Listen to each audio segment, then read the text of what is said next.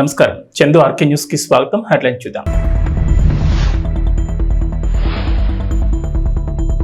ప్రధాని మోడీ ఇటలీ పర్యటన ముందు ఖలిస్తానీల దుశ్చర్య.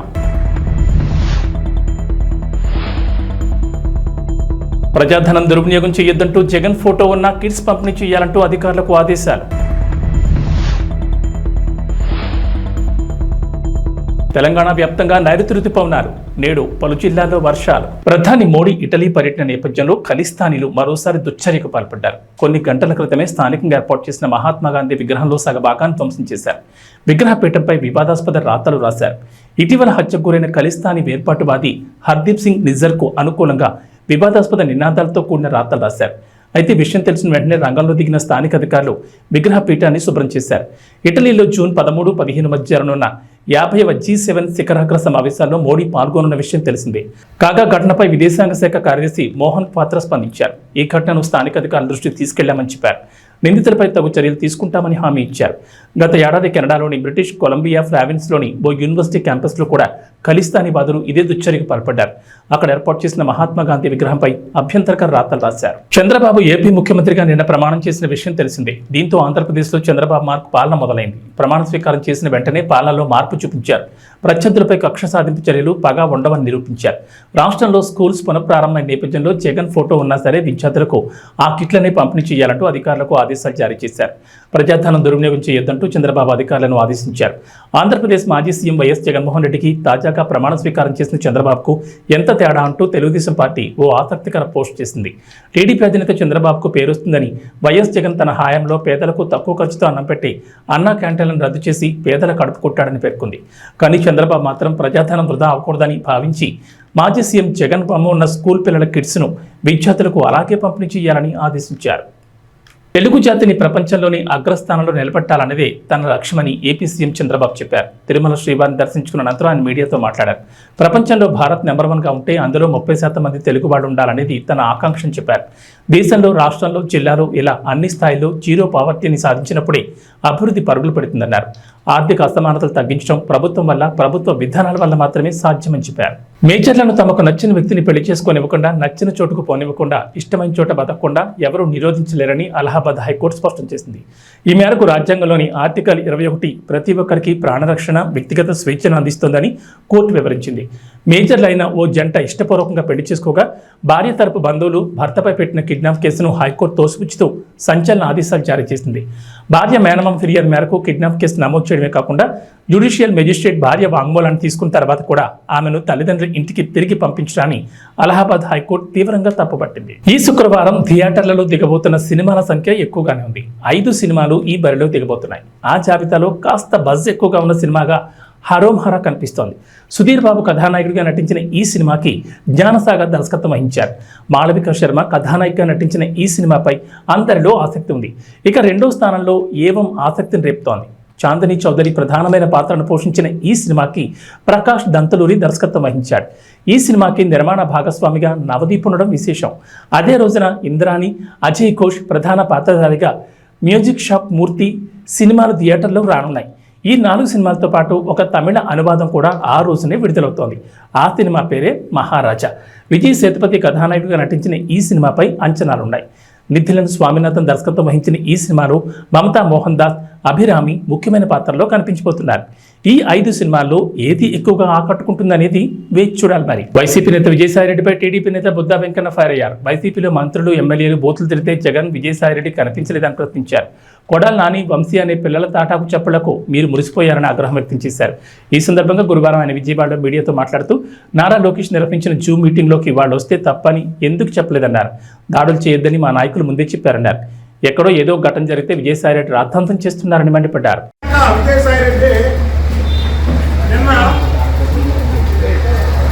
రాజ్యాంగం మీద ఏదో ఇక్కడ రాష్ట్రంలో అరాచకం జరుగుతుంది, దాన్ని ఆపాలి అని ప్రధానమంత్రి గారికి, హోంమంత్రి గారికి లేఖలు పంపించడం చాలా దూరం. అసలు ఈ ముసలినక్క విజయసాయిరెడ్డి తెలుగుదేశం ప్రభుత్వం 2014 నుంచి కూడా ఇష్టం వచ్చినట్టు కార్యక్రమాలు వస్తుంటే మా ప్రభుత్వం ఉండి కూడా ఈ ముసలి నక్కని మేమేమీ చేయకుండా వదిలేయడమే తప్పైపోయాం. కాబట్టి 2019 నుంచి 2024 వరకు తెలుగుదేశం పార్టీ శ్రేణుల మీద అనేక దాడులు నిర్వహించడమే కాకుండా నోటికి ఇష్టానుసారం బూతులు మాట్లాడడం, సోషల్ మీడియాలో పెట్టడం, ఇవన్నీ ఈ ముసలి నక్కను ముసలి నక్కన పక్కన వాళ్ళకి కనబడలేదో ఇవ్వబడలేదో అరాచకాలు ఉంటే ఒకటి కాదు. జూన్ 4 ఎన్నికల ఫలితాలు ముందు వచ్చే వరకు కూడా ఢిల్లీలో పులి తోడు కప్పుకొని ప్రవర్తించినట్టు జగన్మోహన్ రెడ్డి కానీ లేదా విజయసాయి రెడ్డి కానీ, అలాగే ఇక్కడ కొడాలి నాని, వంశీ, అవినాష్, దారంపూడి చంద్రశేఖర్ రెడ్డి, అంబటి రాంబాబు, దిండేది రామకృష్ణారెడ్డి, ఇంకా చాలామంది వీళ్ళందరూ పిల్లులు పులులాగా యాక్ట్ చేశారు ప్రభుత్వాన్ని అడ్డం పెట్టుకొని. ఎన్నికల ఫలితాల తర్వాత ఎక్కడా కూడా రాష్ట్రంలో మీరు ఒక్కసారి కూడా ప్రజలకి వినియోగించడానికి ఈ ప్రెస్ మీట్ పెట్టింది. ఇవాళ ఏదో చిన్న చిన్న సంఘటనలు తప్ప ఏ పెద్ద సంఘటనలు ఈ రాష్ట్రంలో జరగాలి. ఇంకా తెలుగుదేశం పార్టీ నాయకుడినే కర్నూలులో చంపేశారు. ఏది మా ప్రభుత్వం వచ్చిన తర్వాత. మా ప్రభుత్వం వచ్చిన తర్వాత ఏదైనా చిన్న చిన్న సంఘటనలు జరిగినా వాళ్ళని కేసులు పెట్టారు.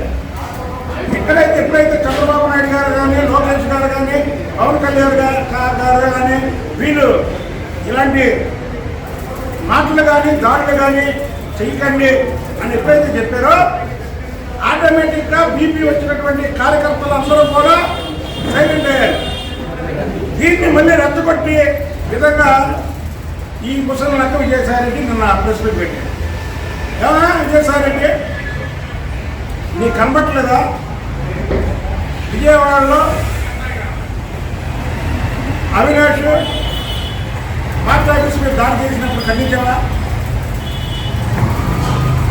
కొడాలి నాని చంద్రబాబు నాయుడు గారిని ఇష్టానుసారం మాట్లాడినప్పుడు ఖండించారా? వల్లభనేని వంశీ వాడొక లుచ్చ తెలుగుదేశం పార్టీలో 2 సార్లు గెలిచి మీరు ఎక్కడ చంపేస్తారో అని భయపడి, వాడు ఆస్తులు ఎక్కడ కాజేస్తారో అని భయపడి పారిపోయి మీ చెంతం చేరి మీ మెప్పు కోసం చంద్రబాబు నాయుడు గారి కుటుంబం మీద అవాకులు చవాకులు తేలితే అది తప్పు అని ఖండించారా? అసలు విజయసాయి నీకే అర్హత ఉంది లేఖ రాయడానికి? నీ ఇంట్లో నీ పక్కన కొడాలి నాని అనే ఒక పిల్లి, వల్లభనేని వంశీ అనే ఇంకో పిల్లి, ఈ 2 పిల్లిలు అటు ఇటు కూర్చొని లోకేష్ బాబు గారు ఏదైతే విద్యార్థులతో జూమ్ మీటింగ్ నిర్వహిస్తే ఆ జూమ్ మీటింగ్లో మీ సాహిత్యంలో కొడాలి నాని వల్లభనేని వంశీ జూమ్ మీటింగ్లోకి వస్తే ఖండించలేదే? ఇవాళేమో రాజ్యాంగాలు ఎక్కడ ఉన్నాయి, లా అండ్ ఆర్డర్ ఎక్కడ ఉంది అని మాట్లాడుతున్నట్టు కొడాలి నాని. అరే ఒక్కరోజుకైనా వెళ్తేనాగయ్యా మీరు పోరాటం చేయగా ప్రతిపక్షంలో మన మీద దాడి జరగలేదే? ఇండియన్ రామకృష్ణారెడ్డి మాటల్లో దాడి చేయించాడే? మీరు భయపడలేదే? అయినా అసలు మీ మీద దాడి ఎక్కడ జరిగిందా? మీరు దాడులు చేయమని ఎవరికి చెప్పట్లేదు. దాడుల్ని మా పార్టీ నాయకులే దాడులు చేయొద్దని చెప్పారు. ఈ రాష్ట్రంలో ఏదో అయిపోతుందని కేంద్రంలో చూపించడం కోసం ఈ ముసలి నక్క విజయసాయి పక్కన ఒక 2-3 ఎంపీలు చోటా మోట ఎంపీలు వేసుకొని రాష్ట్రంలో ఏదో జరిగిపోతుందని రాష్ట్రానికి చూపించడం కోసం ఒక ప్రెస్ మీట్ పెట్టాడన్న. చెప్పండి, ఫలానా నాయకుడి మీద దాడి జరిగిందని ఏదో ఆవేశంలో అలా ఉత్సాహంలో చిన్న ఏదో సంఘటన జరిగింది, దాన్ని అంతటితో కట్ అయిపోయింది. మరి లోకేష్ బాబు గారి మీద జూమ్ మీటింగ్లో ఈ పిల్లి వల్లభనేని వంశీ వచ్చి మాట్లాడితే నీ ఇంట్లో నువ్వు మాట్లాడిస్తే రావచ్చా? ఇప్పుడు లోకేష్ బాబు గారు ఇప్పుడు మాట్లాడతాడు జూమ్ మీటింగ్లో, నువ్వు నీ పిల్లి పొలాలని ఇంకో పిల్లి పొలంని వంశీని అటు ఇటు పెట్టుకొని ఇప్పుడు రెండు మాట్లాడండి. అంటే ప్రభుత్వం ఉంటే ఒకలాగా, ప్రభుత్వం లేకపోతే ఇంకొకలాగా. మీరే ధైర్యవంతులే, ప్రభుత్వం ఉన్నా లేకపోయినా పోరాటం చేయాలా? మీరు పోరాటం చేయాలా? ఇదల్లా పిల్లిలా మాట్లాడతారు సార్. మీ మీద ఏ సంఘటన జరగకుండా పిల్లిలా మాట్లాడతారు. చంద్రబాబు నాయుడు గారికి అవి ఎన్ని రుద్దుతారు.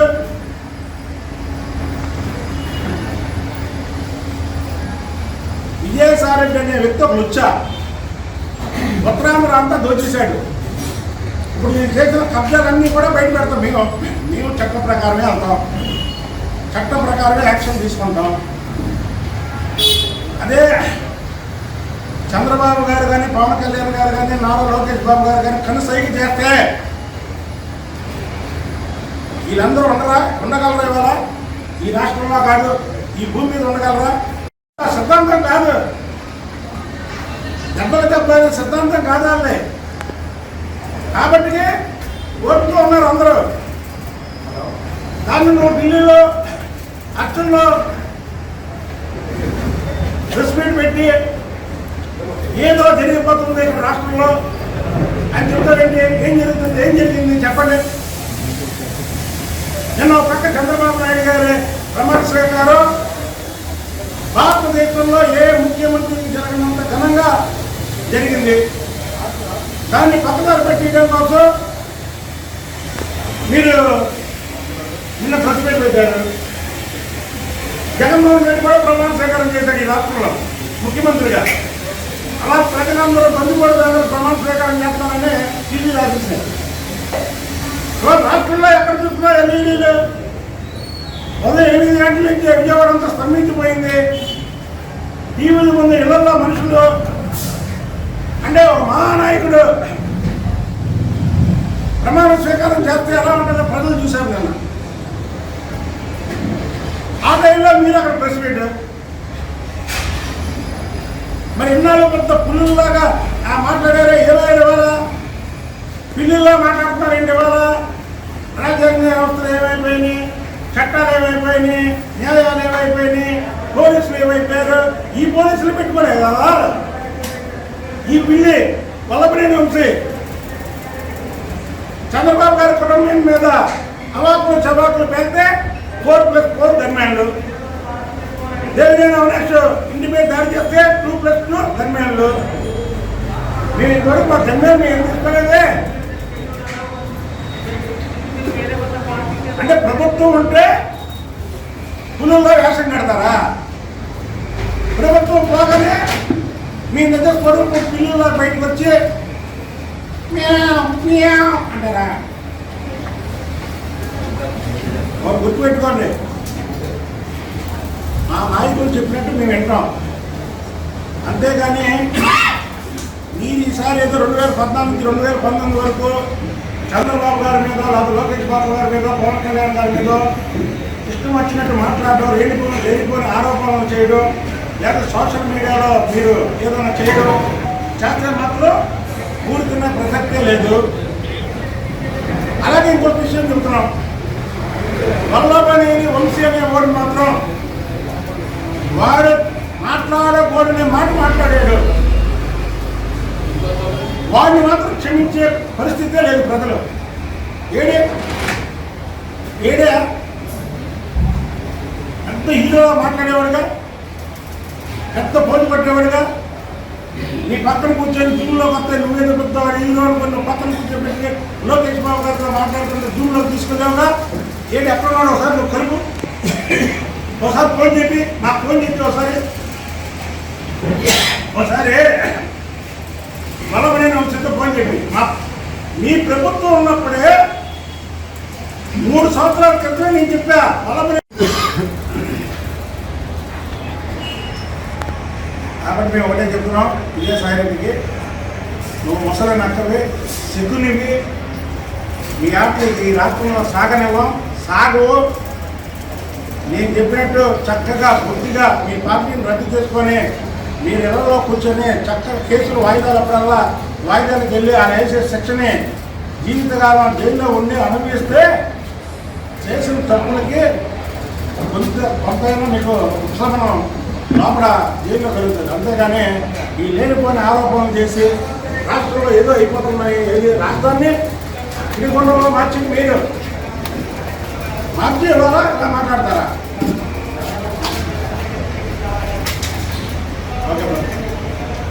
ఏపీ సీఎం చంద్రబాబు కుటుంబ సమేతంగా తిరుమల వెంకటేశ్వర స్వామిని దర్శించుకున్నారు. ఆయనకు ఆలయ అర్చకులు ఘన స్వాగతం పలికారు.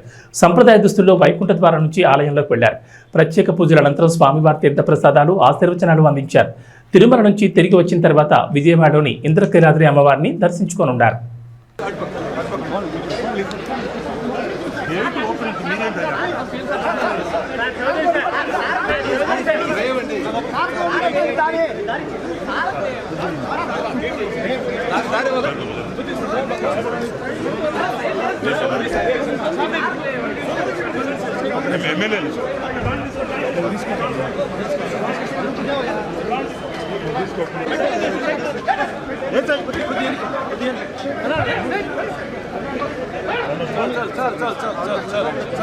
గట్టిగా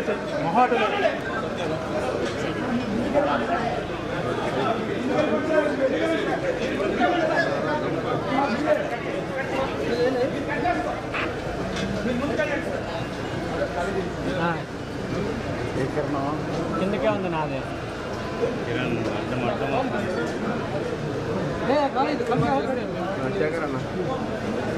కింద పెట్ట టెంపుల్ చూసి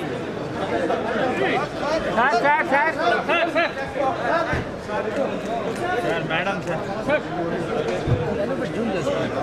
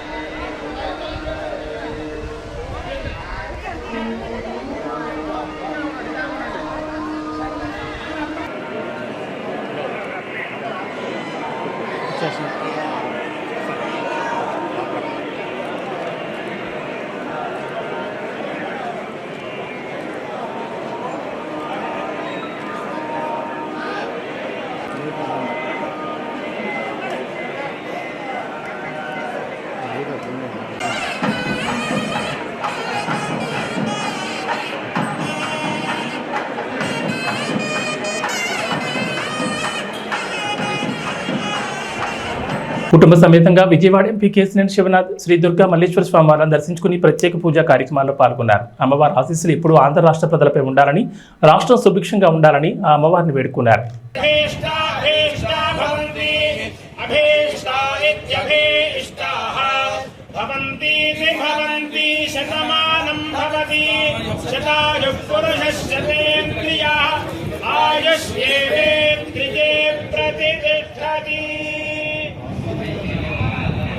महाकाली महालक्ष्मी महासरस्वती स्वरूप कनकदुर्गा महावरदेवता अनुग्रह प्रसाद फल सिद्धिरस्तु समस्त सन्मंगलानि भवन्तु. जनक बेटा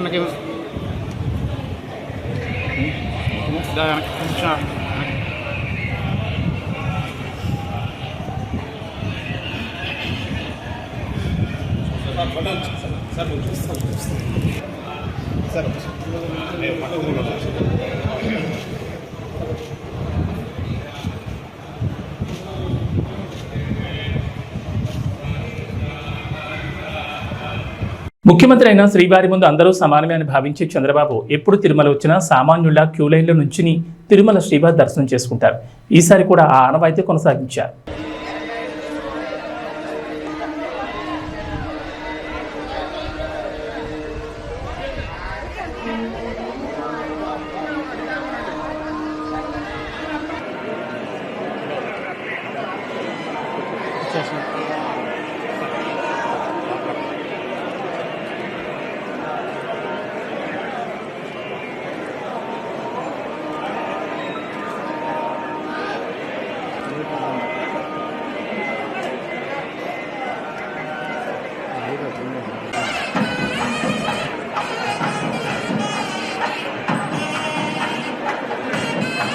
ప్రభుత్వ పాఠశాలలు ప్రారంభమైన సందర్భంగా విద్యార్థులకు ఉచిత పాఠ్యపుస్తకాల పంపిణీకి అధికారులు ప్రయత్నాలు చేస్తున్నారు. గత ప్రభుత్వం ఏ విధంగా బుక్స్, బట్టలు, బ్యాగులు సప్లై చేసిందో అదేవిధంగా ప్రస్తుత కూటమి ప్రభుత్వం కూడా సరఫరా చేస్తున్నారు.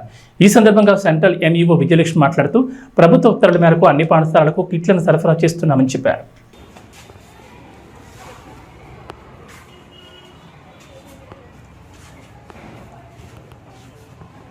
నమస్కారం. మేము సమగ్ర శిక్ష అభియాన్లో పనిచేస్తూ ఉన్నాము. గత ప్రభుత్వం ప్రవేశపెట్టిన ఏవైతే shoes, text books, note books లాంటి పిల్లలకి ఇచ్చి విద్యాకాండ పేరుతో గత ప్రభుత్వం తీసుకున్న నిర్ణయాన్ని ఇప్పుడు వచ్చిన ప్రభుత్వం కూడా ఏ మార్పులు చెప్పు లేకుండా అమలు చేయడం జరుగుతూ ఉంది.